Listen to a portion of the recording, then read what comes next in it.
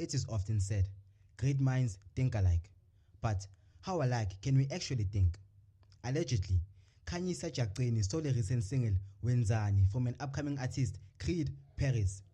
Creed claims he created the song in 2023, tagged Khanyisa, and posted it on social media. His claims are backed by evidence. However, Khanyisa insists the song is hers. Have a listen at both songs and tell me, is it theft or coincidence?